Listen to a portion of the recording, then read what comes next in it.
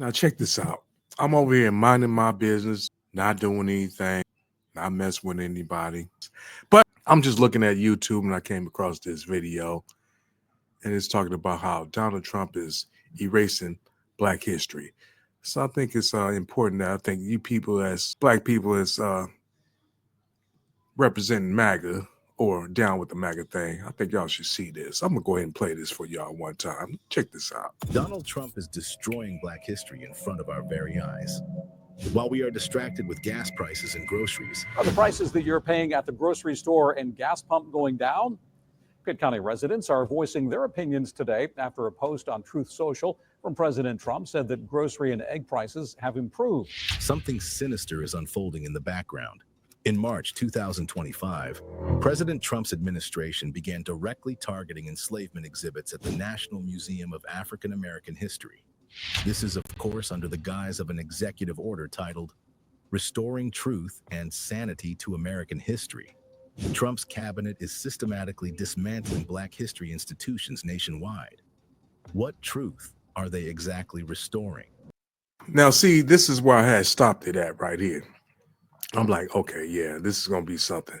I mean, I want y'all MAGA people, my black MAGA people, to explain this to me. Listen, why do they have to do this? Why you gotta erase this? Just go ahead and follow me. Let's see where it goes, okay? This is just the same lost cause narrative that's been trying to whitewash America's racist past for generations. And the most disturbing part in all of this is that nobody's talking about it.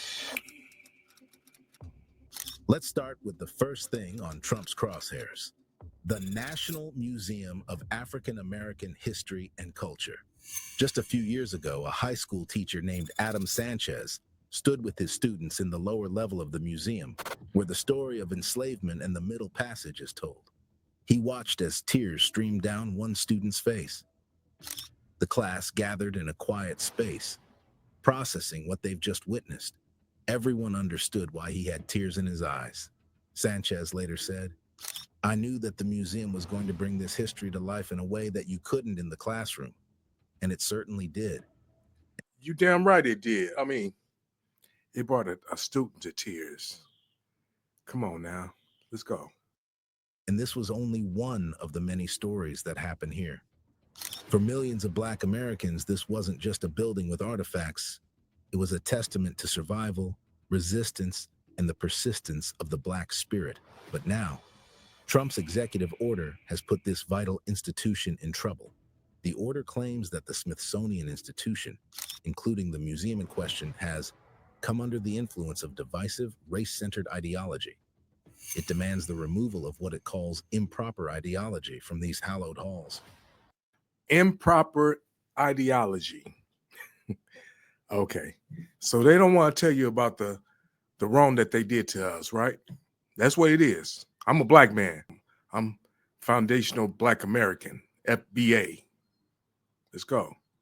The truth about enslavement, according to this administration, makes America look bad, as if the history of America was rainbows and butterflies to begin with, something President Trump refuses to acknowledge. But here's the irony in all of this. This same museum was championed by Republican President George W. Bush, who signed the bill authorizing its federal funding.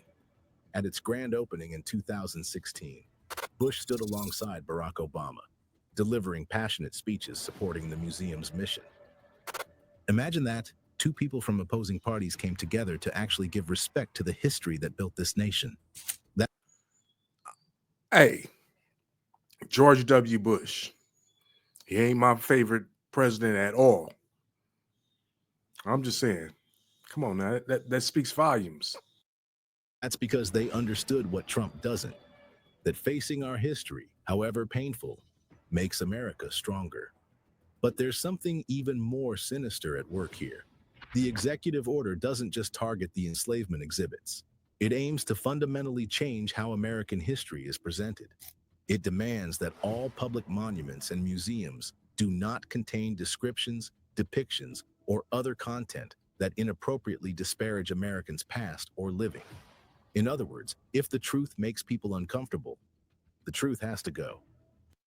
Okay, if the truth makes you uncomfortable, it has to go.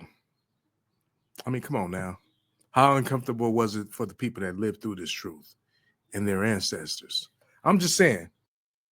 The museum's founding director, Lonnie Bunch, spent years collecting over 40,000 artifacts to tell their story. He created a space that celebrates not just the struggles, but also the joys, the culture, and the triumphs of the African American experience. Now, with a single signature, Trump is threatening to sanitize this history, to make it more comfortable for those who'd rather not face the truth. But the war on Black history isn't just happening in museums. In January 2025, President Trump's administration sent an official message to all federal departments and offices. The message, addressed to department leads and key personnel, seemed bureaucratic on the surface, but its contents were chilling. Create a plan for eliminating DEI employees from the federal workforce. The departments were given until January 31st to complete this task. But Trump's administration couldn't even wait that long. A second message soon followed, and it was more urgent than the first. This one didn't just ask for plans. It ordered department leaders to begin firing DEI employees immediately. According to Trump, this move was meant to stop what he called racism within the government. He labeled these DEI programs, initiated by President Joe Biden, as both illegal and immoral. When he signed the executive orders to dismantle them, he referred to DEI as an identity-based spoil system. Come on now. What is DEI? I mean, y'all keep arguing that it's got something to do with transgenders and all that old shit. Listen, this shit is fundamentally racist. If you're not white, that's it. You know, if you ain't white, you discriminated against. I mean, the transgender shit and all that comes in afterwards, but primarily, I'm just saying. Claiming it robbed hard-working Americans of job opportunities. And by hard-working Americans, he meant white Americans. And this attack on diversity didn't stop at government doors. The executive order encouraged federal agencies to explore ways to influence the private sector. That means they coming for your job. If you working for somebody, even if you ain't working for somebody, they can still discriminate. If you run your own business, I mean, not saying that people have to, just come to your business or anything like that, because it's not, affirmative action doesn't work like that. You know what I'm saying? But what I'm saying is, if you working, they coming for your jobs too. That's all I'm saying.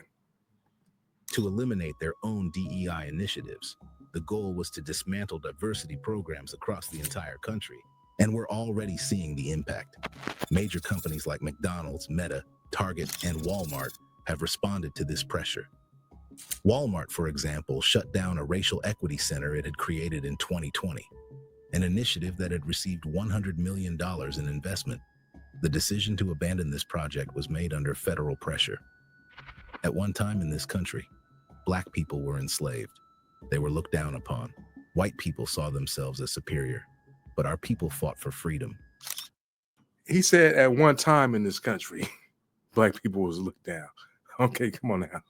We look down on right now. We just not, quote unquote, enslaved. White people are enslaved too, but they just don't see it. In the late 1800s, they achieved emancipation. Still, racism persisted. White mobs stormed Black towns, burning them to the ground. Yet Black people continued to fight for their rights.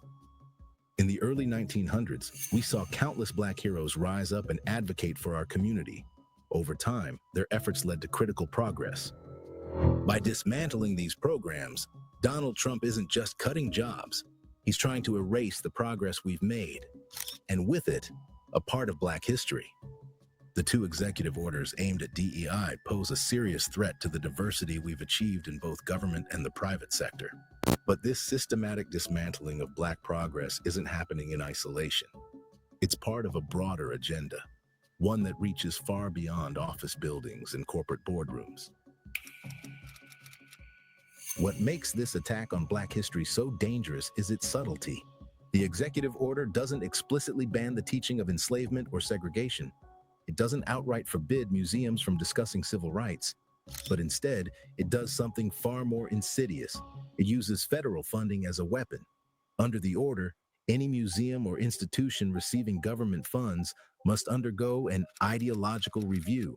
A team handpicked by the administration will examine every exhibit, every educational program, and every historical text. Okay, so the man that just told you that you can't give your daughters as many dolls as you want to. You give them as many as I feel you feel he feels that you need to give them. Okay, the man that's just got okay. I'm just saying the man is rich. That's all I'm saying. Their job is to basically identify and remove what they call divisive narratives that undermine national cohesion. The order prohibits spending on exhibits or programs that degrade shared American values, divide Americans based on race, or promote programs or ideologies inconsistent with federal law and policy. In other words, if you want to keep your funding, you better make history more comfortable. We're already seeing this strategy at work. Systematic blackmail. On the National Park Service's Underground Railroad websites, there have been subtle but noticeable changes in how Harriet Tubman's story is framed. Harriet Tubman was Hey, want to know how I got this $50,000 check for an accident I was involved in over 5 months ago? Look, a woman who, after escaping enslavement herself, became the most famous conductor of the Underground Railroad, risking her life countless times to lead enslaved people to freedom. The National Museum of African American History and Culture even holds her shawl, a tangible piece of resistance against oppression. According to recent reports, where her image was once prominently featured in content about the Underground Railroad, some of those materials have been revised or reframed under the broader theme of black-white cooperation. Black-white cooperation. Okay, that's cool. Okay, I got you. Because some white people did help with the Underground Railroad, but come on now. Y'all know what that is. It's bullshit. Her picture and name haven't been entirely erased, but they are being softened, reframed, or relocated. These efforts don't explicitly erase her story, but they do attempt to soften it, to remove its radical edge and reduce it to something more palatable for those who would rather forget the reality of American history. But it gets worse. The order specifically critiques exhibits like The Shape of Power, Stories of Race and American Sculpture at the Smithsonian American Art Museum. Why? Because it dares to acknowledge that societies, including the United States, have used race to establish and maintain systems of white supremacy. But the museums and memorials are just surface-level symbols. Underneath them lies a deeper battle, one over who holds the power to define what America is and what it has been. While the nation debates whether the order is legal or ethical, the impact is already visible, and this went beyond just race. Some museums are restructuring their exhibits. One notable example is the Smithsonian American Women's History Museum, which has been directed by the executive order to exclude the recognition of transgender women entirely. The order mandates that the museum celebrate the achievements of women and not recognize men as women in any respect. Okay, I ain't got a problem with the man, woman, man becoming woman, all that old bullshit, all that transition and shit. That's bullshit. So I don't agree with that. Effectively erasing the contributions and identities of trans women from the historical narrative. Others are preemptively censoring their panels. Tour guides are being told to avoid certain questions. Whole chapters of the American story are being shortened, softened, or skipped. I'd love to hear from you. Have you noticed these kinds of subtle changes in your own community, schools, or museums? Go ahead and drop your thoughts in the comments below. Anyway, what I'm trying to say is there's some bullshit going on, and we all gotta, deal with this. But I want to ask my peoples, my black peoples that's on the side of MAGA. I mean, where do y'all fall when it comes to this?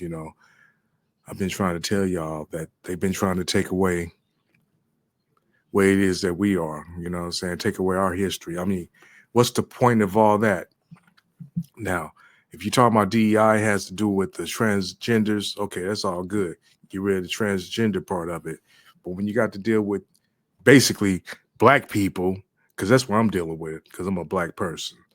So when it comes to dealing with black people, you know, when they trying to water down our history and everything and try to say that we can't speak about what it is. We can't speak about what it is. Come on now. Where do you fall on that? I mean, I want some real explanations because I know a lot of y'all feel a certain way.